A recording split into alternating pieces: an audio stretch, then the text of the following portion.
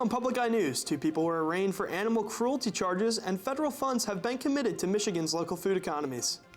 Later in the show, Joe Sigourney will have your weather, and Mike Banks will be back to give you the sports for the day. I'm Jesse Sellison. And I'm Scott Minshaw. Welcome to Public Eye News.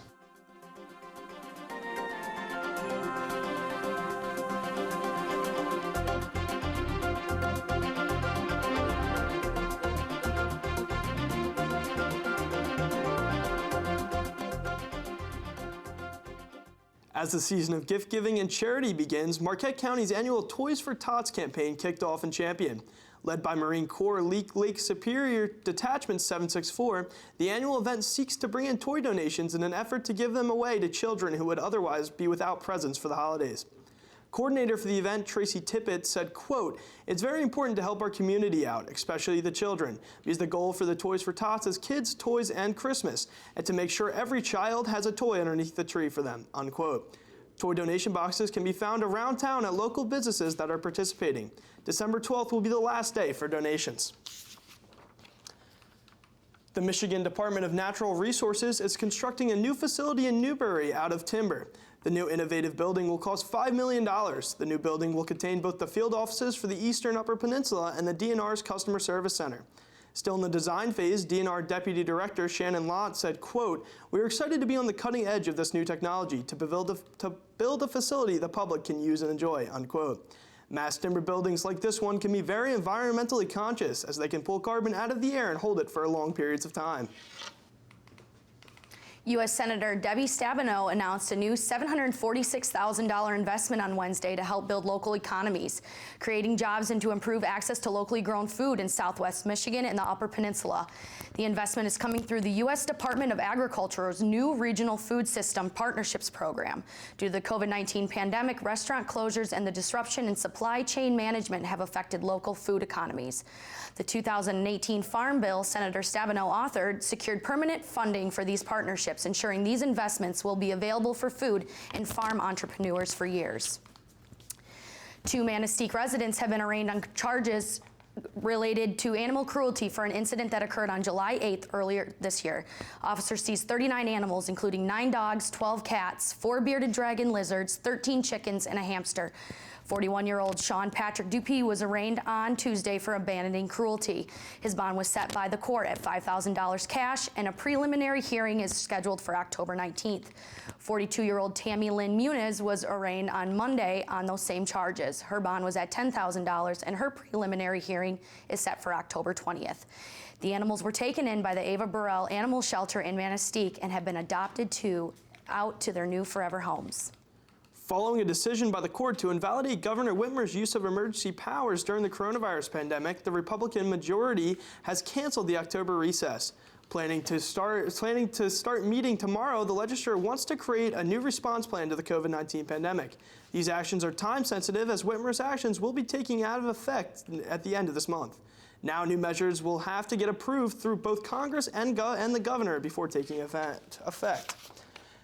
Devin John Niemi, formerly known as Devin John Stevenson, has been arrested on charges related to child sexually abusive material and criminal sexual conduct. Niemi has been under investigation since February and was arrested on September 30th in his home in Marquette County. He was transported to Marquette County Jail on charges of criminal sexual conduct in the first degree, aggravated child sexually abusive material, and using a computer to commit a crime. His next court appearance is scheduled for Wednesday, October 14th in Marquette District Court. After this break, we will have your national and international news. They are the greatest predator since the dinosaur, and one may be living in your home. Cats are a diverse family of hunters, but they share one genetic blueprint that has served them well. From ancient rainforests to the African savanna, they've conquered the globe. This is the story of cats, an 11 million year evolutionary journey into our homes. Tonight at 8. Welcome back. Vice President Mike Pence and California Senator Kamala Harris are ready to face off in their first debate tonight. The debate tonight will be taking place in Salt Lake City, and it is the most highly anticipated event. Kamala Harris will make history as the first black woman to appear in a vice presidential debate. This debate is her opportunity to say how presidential presidential nominee Joe Biden would stabilize the U.S. when it comes to the COVID-19 pandemic and racial justice. The vice presidential debate will take place while President Donald Trump recovers at the White House from COVID-19. The debate is a chance for voters to decide who is ready to step into the presidency at a moment's notice. On Tuesday, President Trump tweeted that he was instructed his team to stop negotiations with Democrats over a new coronavirus stimulus package immediately after the stock market crashed. Now the president is changing his mind and says he'll sign off on a smaller deal. Deborah Alfarone has more details from the White House. President Trump urged Congress to move fast on a standalone bill that would send out $1,200 stimulus checks to millions of Americans. That's a big change from Tuesday when he called off negotiations with Democrats over a broader stimulus package. It became very obvious over the last couple of days that a comprehensive bill was just going to get to a point where it didn't have really much Republican support at all. It was more of a Democrat-led bill. Democrats have rejected past attempts at limited bills, saying the need is too great to pick and choose. Federal Reserve Chairman Jerome Powell agrees. Too little support would lead to a weak recovery, creating unnecessary hardship for households and businesses. Complicating any negotiations is the fact that the president is still recovering from coronavirus, less than a week after announcing that he tested positive. Obviously, with the president, he continues to work. We've got a number of safety protocols with full PPE, masks, goggles, and the like. Presidential advisor Stephen Miller is the latest White House staffer or visitor to test positive for the coronavirus. Scientists say the number of infections and deaths will continue to grow exponentially. We're forecasting quite a substantial winter surge in the U.S. and across the Northern Hemisphere. And a vaccine will likely not come as quickly as President Trump had hoped after the FDA announced tough new standards before it will approve a vaccine. President Trump is not happy, tweeting new FDA rules make it more difficult for them to speed up vaccines for approval before Election Day. Just another political hit job. Deborah Alfarone, CBS News, the White House.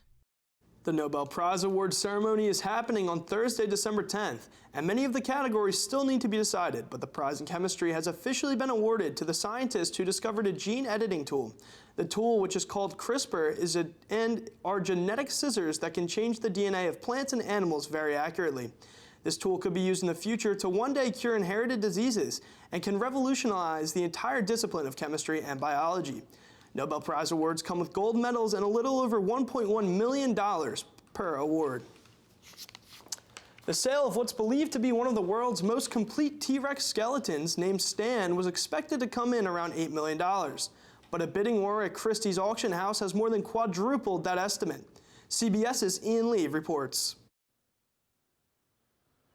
It's a king's ransom for the king of the dinosaurs. Where should we start? At $3 million.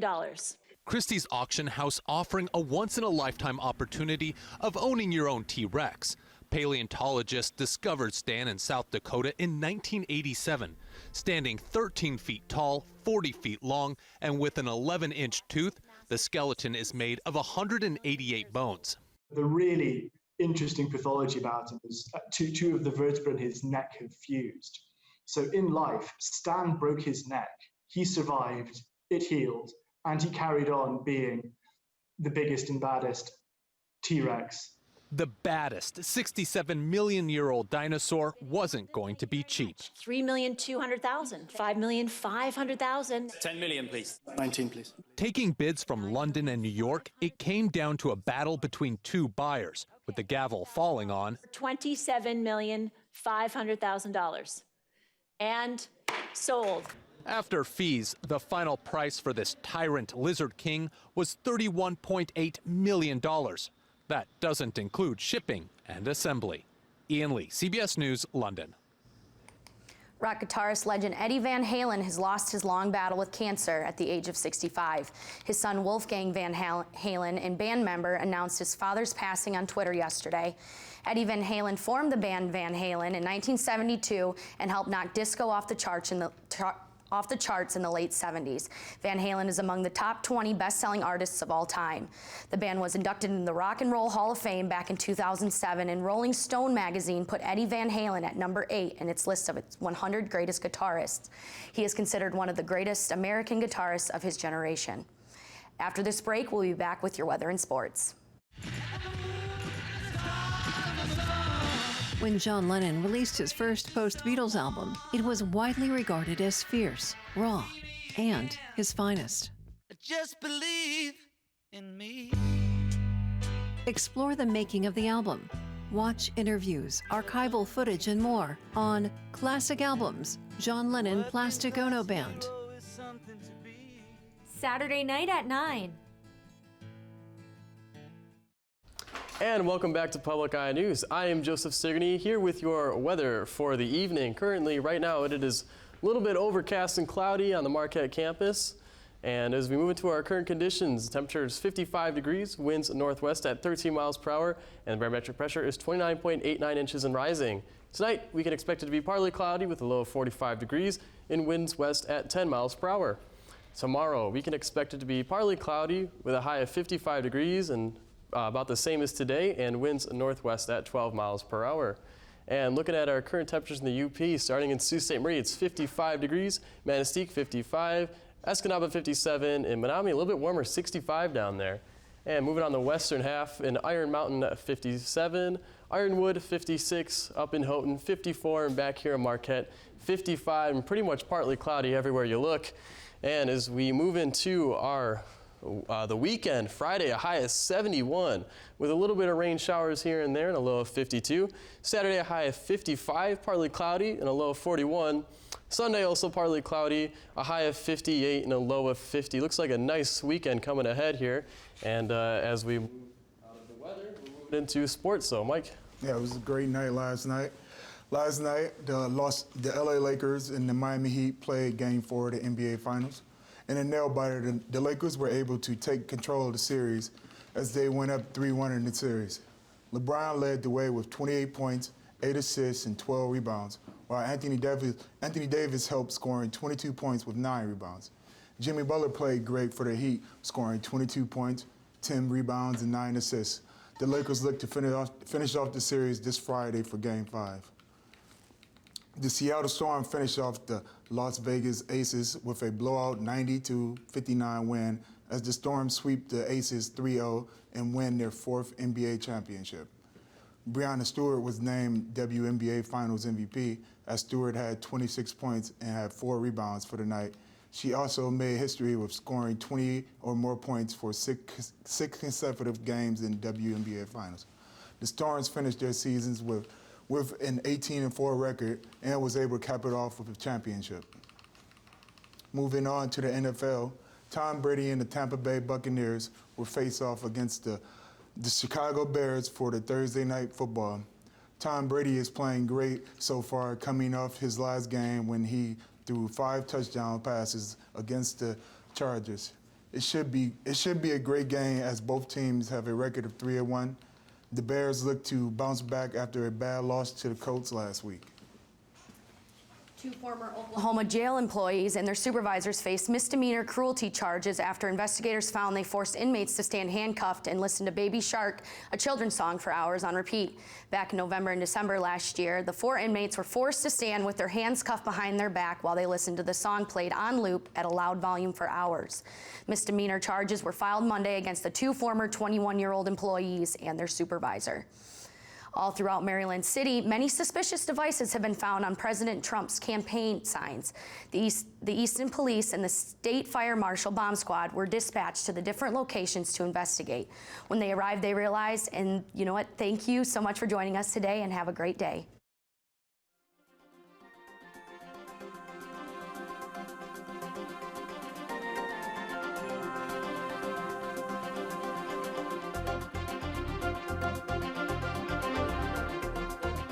The preceding program was produced by WNMU-TV, Northern Michigan University Public Television, in studios located in Elizabeth and Edgar Hardin Hall.